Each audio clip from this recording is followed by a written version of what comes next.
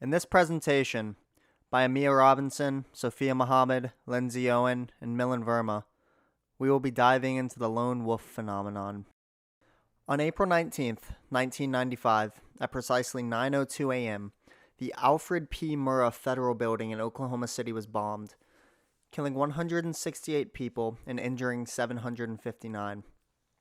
This was the most fatal domestic terrorist attack in U.S. history.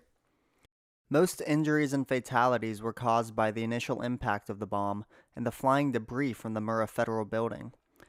But this pathological attack was not committed by some highly organized terrorist organization, but by one Timothy McVeigh, a lone wolf.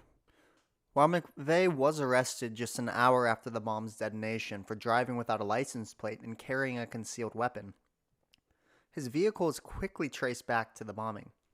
However, the FBI still conducted more than 28,000 interviews, followed approximately 43,000 investigative leads, and reviewed nearly 1 billion pieces of evidence, all to conclude that McVeigh was the only one at fault. It was almost as if they couldn't believe that a single man, an American Army veteran at that, would commit such a heinous crime against his own soil.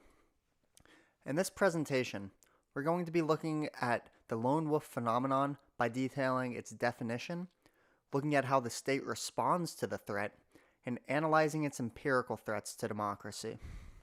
Lone wolf as a term was promoted by white supremacists Thomas Metzger and Alex Curtis in the late 1990s.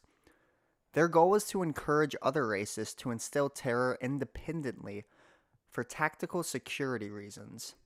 Their thinking was that it is much more difficult for the government to pin down 100 separate aggressors than it is to pin down a centralized aggressing group that has, say, 100 members. Before we dive into the definition of lone wolf terrorism, let's first define terrorism. Though its many definitions vary vastly, we decided that the European Union's definition was the most neutral and comprehensive. The EU defines terrorism as intentional acts that are committed with the aim of seriously intimidating a population or unduly compelling a government or international organization to perform or abstain from performing any act or seriously destabilizing or destroying the fundamental political, constitutional, economic, or social structures of a country or an international organization.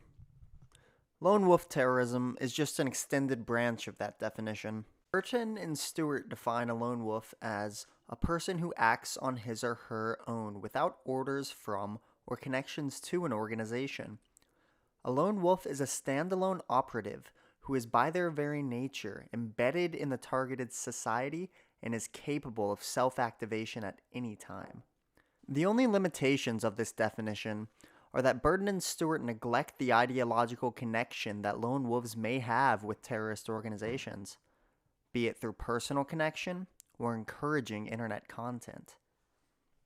In her article, The Enigma of Lone Wolf Terrorism, Spaj offers a more comprehensive definition, saying that the key features of a lone wolf terrorist is a terrorist who 1.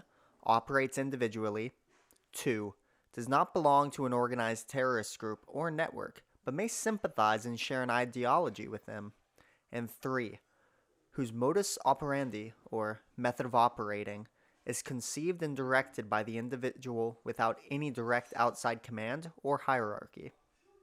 Lone wolves could have had previous affiliation to terrorist groups, but to classify truly as a lone wolf, the terrorist must have committed the attack from solitary action, during which the influence of any previous terrorist organizations had been diminished. Now we're going to attempt to categorize lone wolf terrorists by looking at the four most consistent factors that they share. First is their ideological background.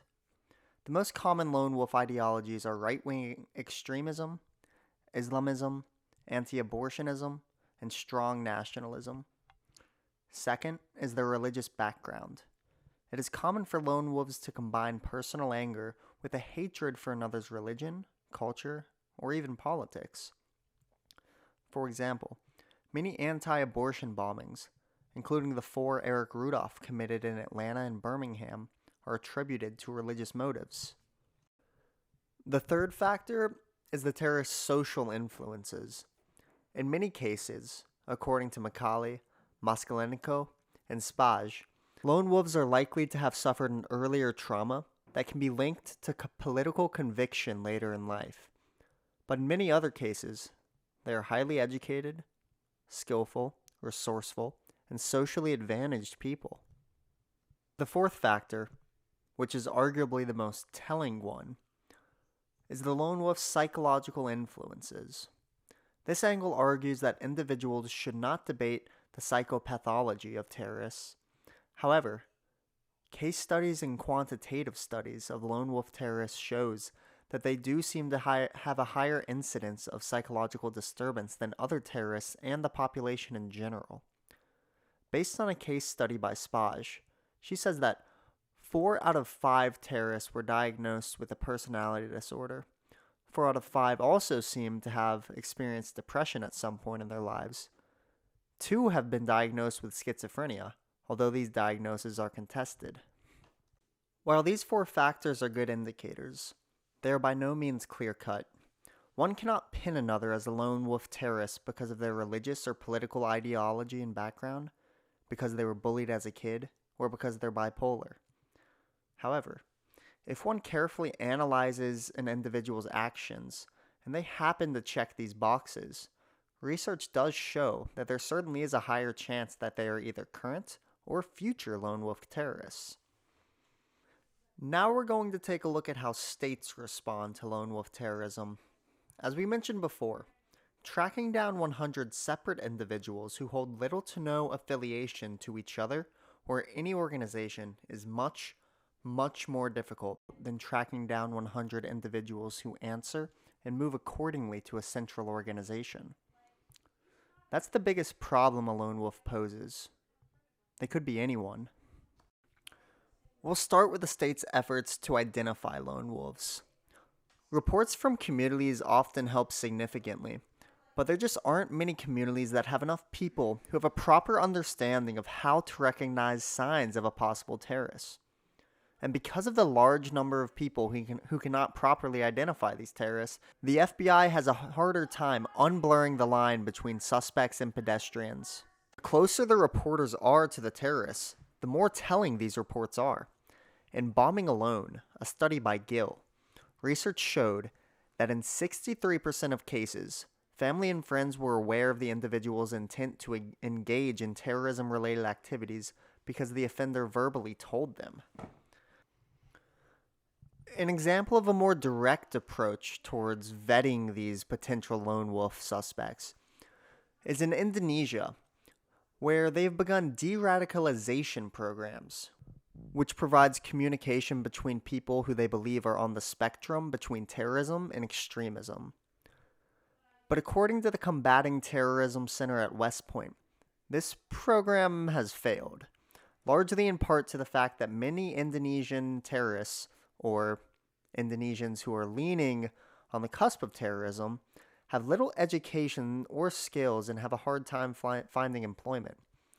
This means that even after the program rehabilitates them, they must go back to the same communities that fostered the terror within them, and essentially puts them in the same cycle that they ended up in the de-radicalization program because of. As far as America goes, our current law enforcement tactics in place to stop lone wolves include the following. First is the Anti-Terrorism and Effective Death Penalty Act of 1996, an act that formed after the Oklahoma City bombing and Eric Rudolph's handful of lone wolf bombings in the Southeast. This act was put in place to deter terrorism, provide justice for victims, and provide an effective death penalty for aggressors. Second are sting operations. After identifying an individual who appears likely to commit a violent act or an act of terror specifically, U.S. law enforcement goes undercover to establish a relationship with the individual and engage in dialogue to determine just how far the suspect is willing to go down the path of aggressive mobilization. On top of these strategies, the state also works with area specialists to locate and extinguish lone wolves. For example, You may have a counterterrorism agency partner with expert psychologists, communication experts, or even religious scholars to prevent attacks from happening. Lone wolf terrorist attacks can kill and injure many normal citizens just like you and I, and in doing so, they manage to instill fear amongst entire nations, posing a significant threat to democracy. This, in turn, often causes the government to infringe upon individual liberties for the sake of nationwide security. The result of stricter government surveillance on citizens is most normally met with backlash from the citizens, especially in liberal democracies. The logic behind that reaction is sound. If the government no longer trusts its citizens to the extent that they would overstep their personal protections, then why should the citizens trust the government? Another threat that lone wolves pose to democracy is that they are unaffiliated with any organizations, which makes their presence omnipotent because citizens believe that any of them could indeed be a terrorist, creating a sort of hysteria within communities and nations alike. Lone wolf terrorism began to increase when right-wing extremists began encouraging others to follow the path of what they call leaderless resistance. According to Bakar and DeGraff, white supremacists like Thomas Metzger, Louis Beam, and Alex Curtis were able to incite others to partake in violence by themselves, i.e., alone. These individuals are threatening democracy by luring these potential lone wolves into a path where they do not have to respect a higher authority, allowing the instigators themselves, like Eric Rudolph and Tim McVeigh, to make all the rules. In conclusion, lone wolves are individuals who commit terrorism alone, apart from any organization, often because of strong ideological beliefs and mental illness. States have had a difficult time responding to the threat they pose because of the fact that a lone wolf could be just about any face roaming in a crowd.